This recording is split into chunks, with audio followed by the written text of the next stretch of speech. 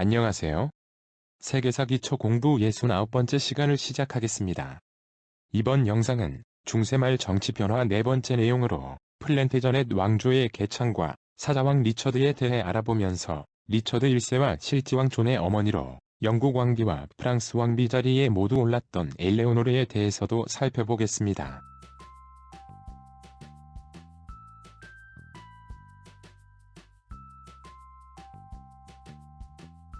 지난 영상은 노르만 왕조에 대해 알아보았는데요. 노르만 왕조 3대 왕인 헨리 1세의 딸 마틸다가 프랑스 앙주 백작인 조프루아 5세와 결혼했고 그 아들인 헨리 2세가 잉글랜드 국왕이 되면서 노르만 왕조를 이어 새 왕조인 플랜테저넷 앙주 왕조가 시작되게 됩니다.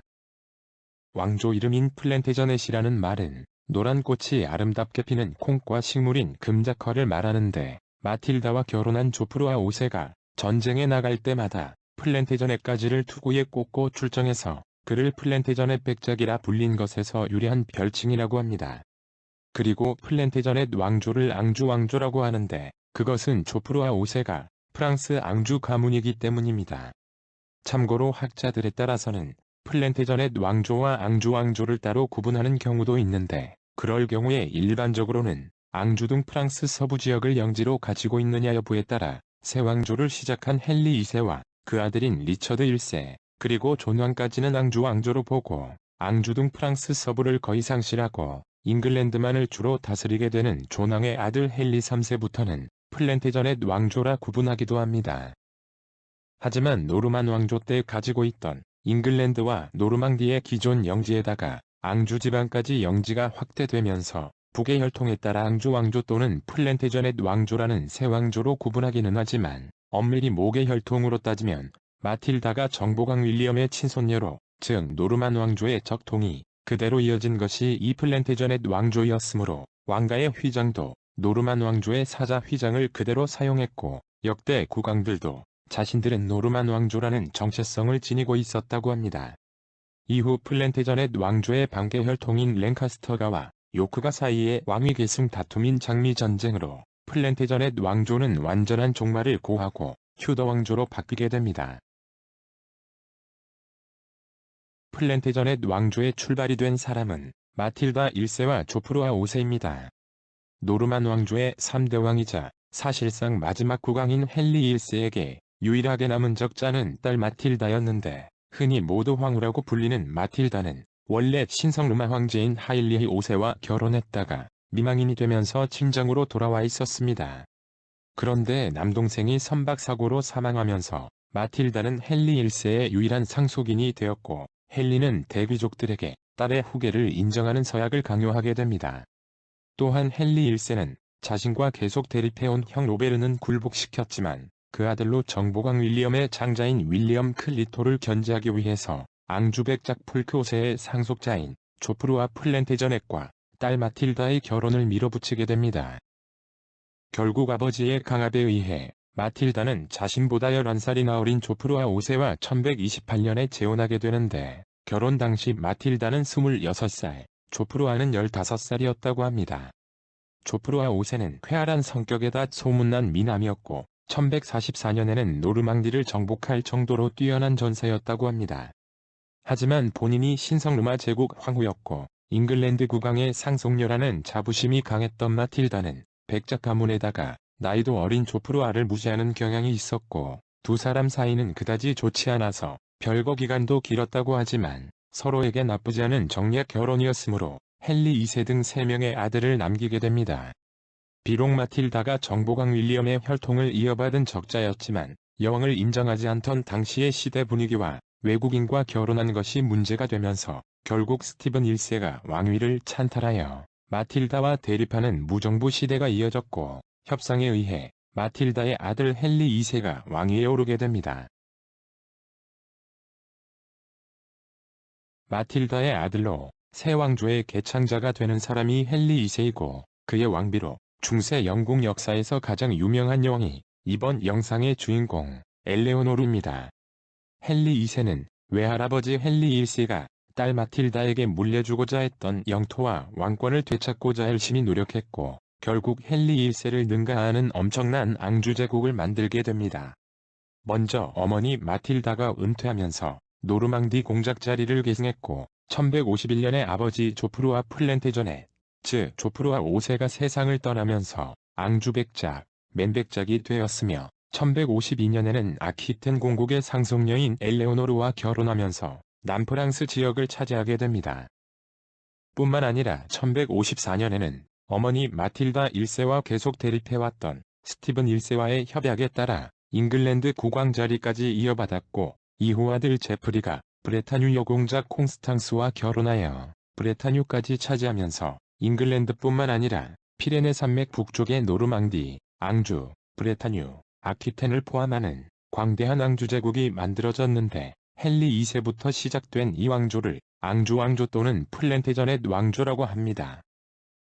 헨리 2세는 재위 기간 내내 프랑스와 영토 문제로 계속 다투긴 했지만 부모로부터 물려받은 땅에다가 결혼과 군사정복으로 쟁취한 광대한 앙주 제국을 열심히 통치하면서 토머스 베켓을 등용하여 배심제 등 행정과 사법체계 개혁, 그리고 왕실 재정 문제를 잘 정비하는 등 플랜테저넷 왕조의 기틀을 다졌다는 긍정적 평가를 듣고 있습니다. 하지만 토머스 베켓이 캔터베리 대주교가 되면서 성직자를 세속 법정에서도 재판할 수 있다는 칙령 문제를 둘러싸고 친구이자 내심 존경했던 토머스 베켓을 살해하여 많은 비난을 받았고 만년에는 아내뿐 아니라 자식들과도 큰 불화가 생겨나게 됩니다. 그리고 헨리 2세와 결혼하면서 사자왕 리처드, 존왕의 어머니가 되는 사람이 엘레오노르입니다. 아키텐의 엘레오노르라 불리는 그녀는 중세 서유럽 최대의 권력을 지닌 여공작으로 프랑스 왕비뿐만 아니라 영국 왕비 자리까지 모두 오르는 독특한 이력을 지닌 인물입니다. 프랑스 아키텐 공작 기욤 10세의 딸로 태어난 그녀는 형제들이 모두 사망하면서 15살 나이에 남프랑스에 있는 부유한 영지 아키텐 공국과 가스코뉴 공국, 푸아티에 백장령을 단독 상속하게 됩니다. 이 엘레오노르의 상속령 지역은 루아르강에서 피레네 산맥까지 이어진 지역으로 고대 로마의 라틴 문화와 프랑크 왕국의 중세적 전통이 합쳐지면서 지난 중세 문화 영상에서 알아본 트루바두르 음유 시인들이 활약하는 등 귀족 문화가 크게 발달한 지역이었습니다. 아버지 기욤 10세는 당시로서는 파격적일 정도로 딸에게 많은 교육을 받게 했고 딸의 미래를 걱정한 아버지는 상위주군인 프랑스 국왕의 왕세자를 사위로 삼기 위해 루이 6세를 후견인으로 지정하게 됩니다. 당연히 루이 6세는 프랑스 왕실을 능가하는 부유한 그녀를 자신의 아들과 결혼시켰고 수도자의 길을 걷다가 형의 죽음으로 왕세자가 되었던 루이 7세는 빼어난 미모에다가 지적이면서도 쾌활하고 열정적인 그녀를 상당히 좋아했다고 합니다. 하지만 남편과 전혀 다른 기질의 그녀가 카페 왕조의 엄격하고 단조로운 궁중 문화와 관습 등에 적응하지 못하면서 궁정 내에서 계속 구설수에 오르게 되었고 많은 예술인들에 대한 후원도 사치스럽고 파격적인 모습으로 비춰지면서 보수적인 성직자나 귀족들과 정치적 갈등까지 벌어지고 남편과의 사이도 점차 나빠지게 됩니다. 아버지로부터 물려받은 자신의 영지에 대해서는 적극적 통치를 이어가던 엘레오노르는 아키텐 영주로서 남편과 함께 2차 십자군에 참가하게 되는데 귀부인들까지 동행시키면서 군사 원정에 방해되는 행동으로 또 문제가 되었고 결국 십자군 원정 중에서 가장 성과 없는 원정이라고 평가받는 2차 십자군에서 귀환한 후 친척 간 결혼이었다는 명분으로 결혼 무효 형식을 취하면서 1151년에 엘레오노르는 루이 7세와 이혼하게 됩니다. 이혼한 지 얼마 지나지 않아 엘레오노르는 11살 연하의 남자와 재혼하게 되는데 그녀의 빠른 재혼도 또다시 구설수에 오르게 됩니다. 하지만 사실은 당시 엄청난 재산과 높은 지위를 지닌 그녀를 납치해서 결혼하려는 남자들이 상당히 많았습니다. 당시에는 보쌈 형태로 여자를 납치하는 강제 결혼도 관습적으로 인정하고 있었고 실제로 이혼 후 자신의 영지로 돌아오던 중에 몇 차례 납치 위험에 처한 그녀는 곧바로 앙주 백작이면서 노르망디 공작인 19살의 헨리와 결혼하게 되는데 그는 헨리 1세의 손자로 조금 전에 알아본 마틸다와 조프루아 플랜테저넷의 아들이었습니다. 이후 1154년에 남편 헨리가 스티븐 1세의 뒤를 이어 헨리 2세로 영국 플랜테저넷 왕조의 첫 번째 왕이 되자 한때 루이 7세의 아내로 프랑스 왕비였던 그녀는 이번에는 헨리 2세의 아내로 영국의 왕비가 됩니다. 또한 두 사람의 결혼으로 헨리 2세의 잉글랜드와 노르망디, 그리고 당시 프랑스 영토의 3분의 1 정도를 차지하는 그녀의 아퀴텐 등이 합쳐지면서 당시 그들의 앙주 제국은 유럽 내에서 가장 부유하면서 엘레오노르의 보호를 받는 음유 시인 같은 예술가들과 학자들이 넘쳐나는 문화 중심지가 될 정도였습니다. 헨리 2세와 엘레오노르 모두 상당히 강한 기질이었지만 처음에는 두 사람 사이가 상당히 좋았고 아들 5명과 딸 3명이 태어나게 됩니다. 그중 장남은 2살 때 사망했지만 3명의 아들 즉 차남 청년왕 헨리, 삼남 리처드 1세와 막내 존 왕이 영국 왕위에 오르게 됩니다. 결혼 이후에 아퀴텐 등 자신의 영지에 대해 사실상의 결정권을 남편에게 빼앗겼고 이후 남편의 수많은 외도와 긴 유폐 생활도 겪으면서 고난을 견디어낸 중년 이후에 그녀는 인생 전반기에 보여지던 자유분방하고 화려한 여인의 모습이 아니라 국왕모후로서의 역할을 충실히 해내게 됩니다. 특히 총애했던 리처드 1세가 십자군 원정을 떠나자 섭정으로 왕실 업무를 주관했으며 이후 포로가 된 리처드를 구해내기 위한 협상을 벌였고 제후들에게 구명을 요청하여 모금된 15만 마르크라는 엄청난 몸값을 치르고 직접 아들을 구출해오게 됩니다. 또한 영국과 프랑스 간의 평화를 위해 프랑스 왕과 결혼시킬 손녀딸을 결정하러 노령의 나이에도 피레네 산맥을 넘어 장거리를 이동해가서 카스티아의 블랑수를 프랑스 왕비로 만들었으며 이후 리처드를 계승한 막내 존 왕의 통치를 조력하는 등 1204년에 82세로 세상을 떠날 때까지 아들들을 위한 정치적 조력자로서의 역할을 훌륭히 해내게 됩니다.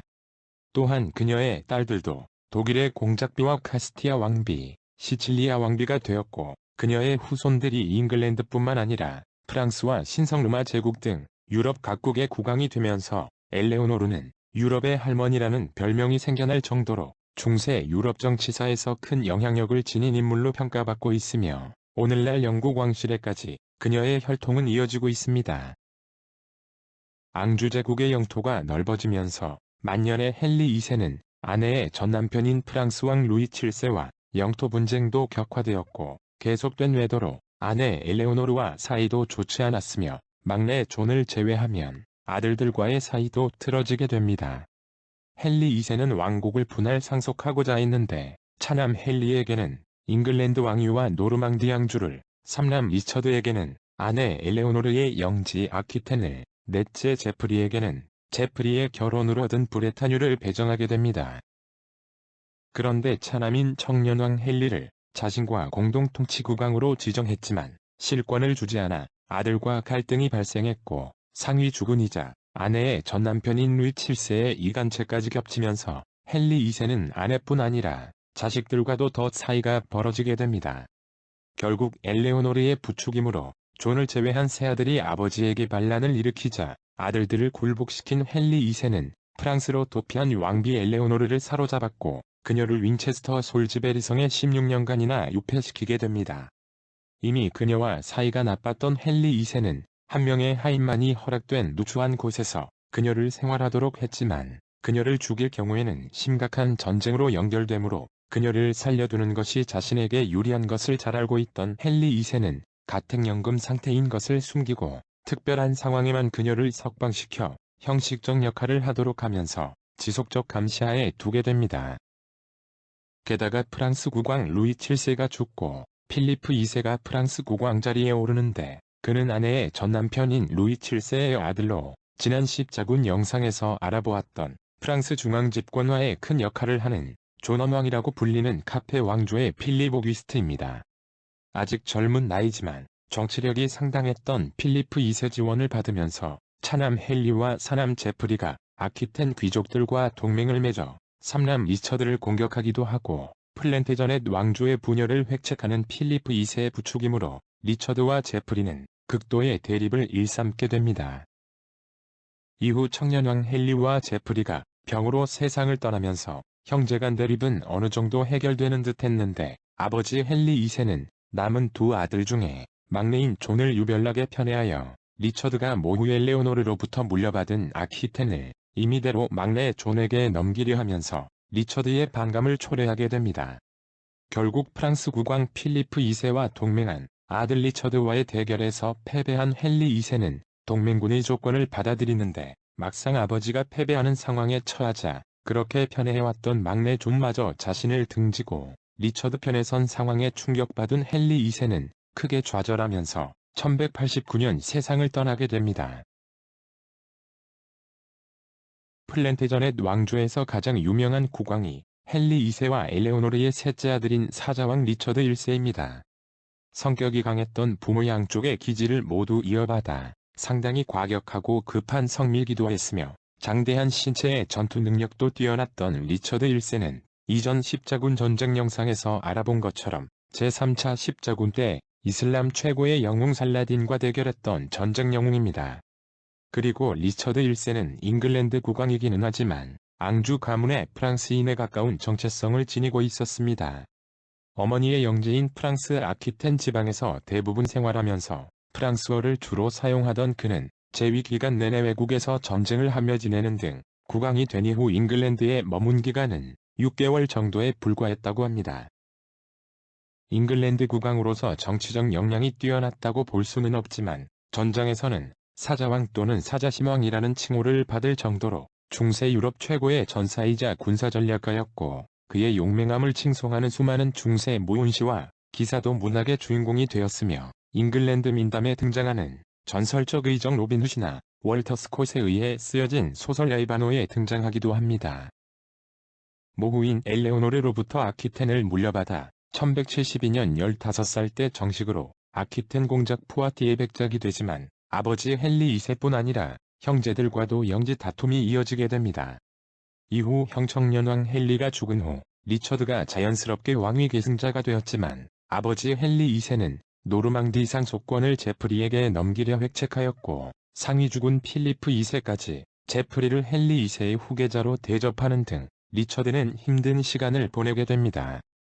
이후 동생 제프리가 급사하면서 상속 문제에 한숨 돌린 리처드에게 이번에는 막내 동생 존을 편애하던 아버지가 잉글랜드 왕위를 리처드에게 주는 대신 리처드의 영지인 아퀴텐을 존에게 넘기기를 요구하면서 리처드는 아버지 헨리 2세와 완전히 사이가 틀어지게 됩니다.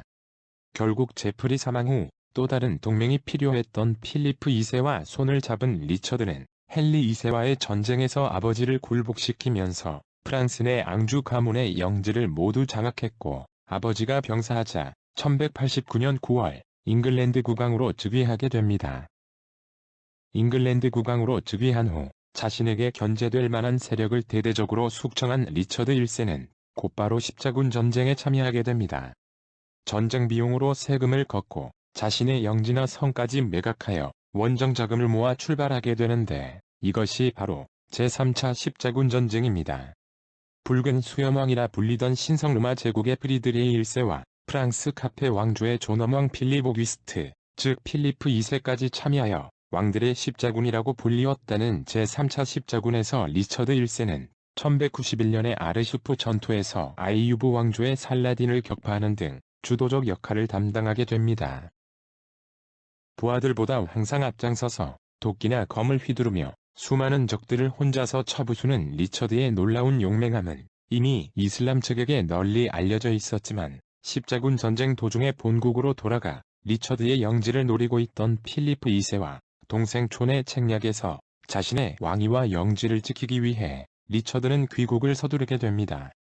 리처드가 예루살렘 테헤란을 포기하고 귀국한다는 소식을 들은 살라딘이 이끄는 6만여 명의 이슬람군은 1192년 7월 기독교 세력에 점령되고 있는 야파 요새를 기습 침공하게 되는데 야파가 거의 함락되는 듯했지만 뒤늦게 보고를 받고 되돌아온 리처드는 함선이 완전히 정박하기도 전에 바닷물에 뛰어들어 상륙하면서 국왕을 뒤따라온 부하 80명 병사만을 이끌고 믿을 수 없는 초인적 전투력을 보여주며 야파 전투를 승리로 이끌게 됩니다.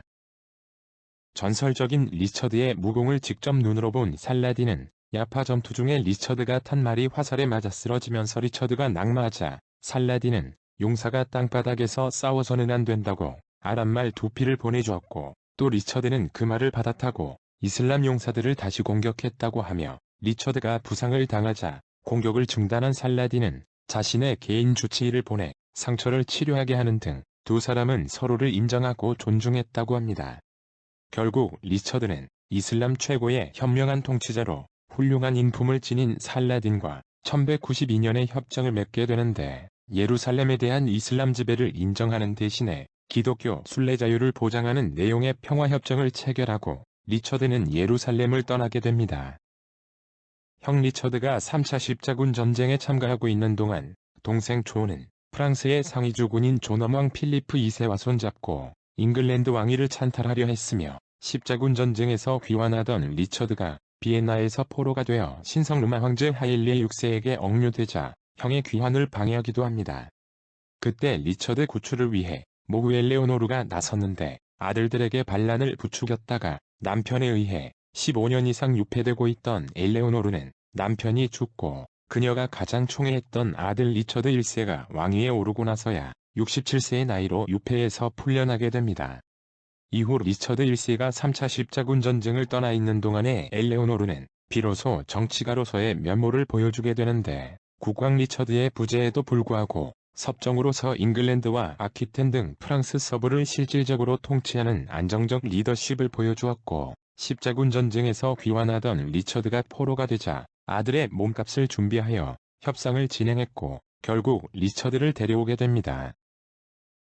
리처드의 귀환 소식을 들은 존이 파리로 도주해버리면서 친형제끼리 대결하는 상황이 벌어지자 어머니 엘레오노르는 리처드에게 화해를 간곡하게 부탁했는데, 어머니를 극진하게 존중했던 리처드가 결국 존을 용서하면서 두 사람 간 갈등은 무마되게 됩니다. 이후 리처드는 너무 어이없을 정도로 허무하게 세상을 떠나게 되는데, 1199년에 아퀴텐 북쪽 지역의 리모주에서 반란이 일어나자 리처드 1세는 직접 군대를 끌고 출정하게 됩니다. 평상복 차림으로 성벽을 거닐면서 전황을 살피던 리처드에게 어느 소년병이 쏜 석궁이 날아들어 어깨에 박혔고 그 상처가 곪으면서 사자왕은 중태에 빠지게 됩니다. 결국 역사에 보기 드문 최고의 전쟁 영웅 사자왕 리처드는 아들의 중상 소식을 듣고 급히 찾아온 어머니 엘레오노르 품에서 42살의 한창 나이로 죽음을 맞이했고, 가장 사랑하던 아들 리처드가 죽은 후 5개월 만에 아퀴텐의 엘레오노르도 세상을 떠나게 되었으며, 리처드 1세의 갑작스런 죽음을 끝으로 잉글랜드와 프랑스 절반을 장악하던 앙주제국도 종말을 구하고 역사 속으로 사라지게 됩니다. 중세말 중앙집권 국가에 대한 네 번째 영상은 여기까지입니다. 시청해주셔서 대단히 감사합니다.